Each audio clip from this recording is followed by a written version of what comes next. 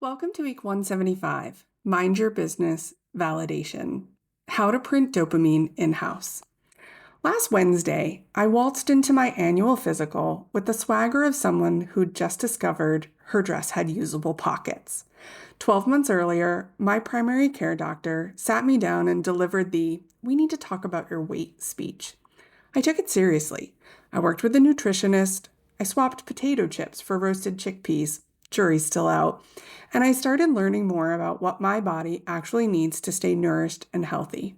40 pounds later, I strutted in like it was my own health check premiere. Imaginary flashbulbs popping, scale still warm from its standing ovation. My doctor, apparently, had missed the memo that I was up for best supporting lifestyle change. Not even a polite golf clap. Not one word. There was no "wow," no "you must feel fantastic," not even the head tilt of professional curiosity. I left with a clean bill of health and a bewildering blend of pride and new awareness. And as I drove home, it hit me. My progress was still real, even though she didn't acknowledge it. And I saw her missed opportunity. One simple "look at you" from my doctor could have deepened our rapport and nudged my motivation forward. That's when our theme clicked into place. Depending on external validation is riding shotgun in your own car. You're moving forward, but someone else is steering the wheel. But why, Jamie? Well, for one, prediction error.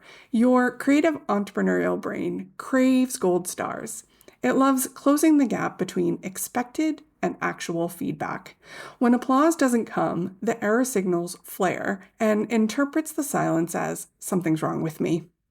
And social survival thinking. Thousands of years ago, tribal approval literally kept us alive. Today, the tribe is an inbox, a follower count, or yes, your doctor's raised eyebrow. It's the same circuitry, just fancier packaging. Ooh-wee, we've got some noticing and rewiring to do.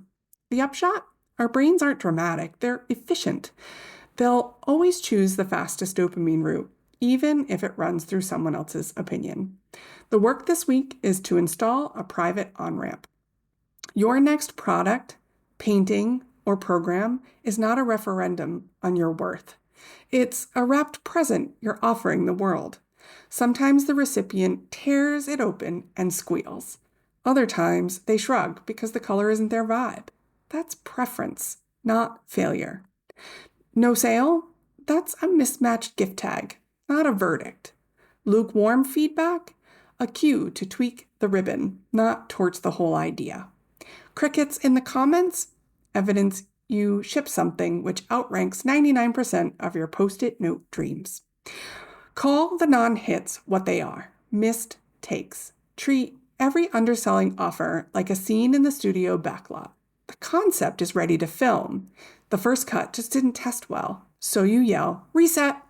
Move the camera 2 feet, roll again, same script, sharper angle, no ego bruised.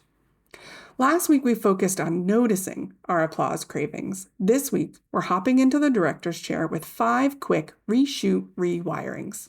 Number 1, the daily dailies. Run the footage. End each workday by jotting one scene you nailed. No embellishment, just fact. Drafted proposal before 11 a.m. Check. The neural payoff replays success and strengthens the striatum's "I can do this" loop. Number 2, the director's commentary. Narrate your genius. Record a 2-minute video or voice note explaining why today's action matters to your bigger picture. The neural payoff? It links action to purpose, lighting up the medial prefrontal cortex, the self-relevance headquarters. Number 3, gift tag audit. Rename the rejects. Last month's meh outcomes. Relabel each as a missed take number 252, plus one tweak you'll try next. The neural payoff? It shifts the amygdala from threat to experiment mode and boosts cognitive flexibility. Number 4, validation diet sprint. Unplug the applause. Publish one thing this week and do not check the stats for 72 hours. Use that freed up dopamine to start on your next idea. The neural payoff weakens the cue to reward pathway tied to external metrics, which strengthens intrinsic motivation circuits. And finally, number 5, mirror mentorship. Hire future you.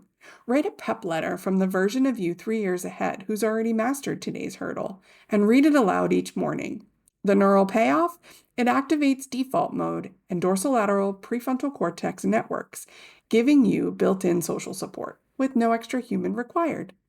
Progress is still progress, even when the audience forgets to clap. For me to achieve my goals, I had to anchor my worth to my own metrics, effort, learning, alignment, and not support from my doctor.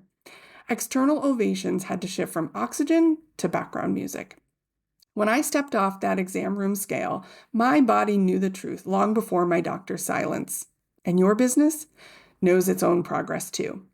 The market's applause feels fantastic, but make sure your loudest cheering section is the one inside your head. Let me know what your next take plan is. And P.S., if you feel that dopamine itch to peek at your likes, take 3 deep breaths. Reread your daily dailies and let the brain chemistry recalibrate. My 2 questions for you this week are, if external praise suddenly vanished for a week, which personal metric, effort, learning, alignment, joy, would you use to measure your progress?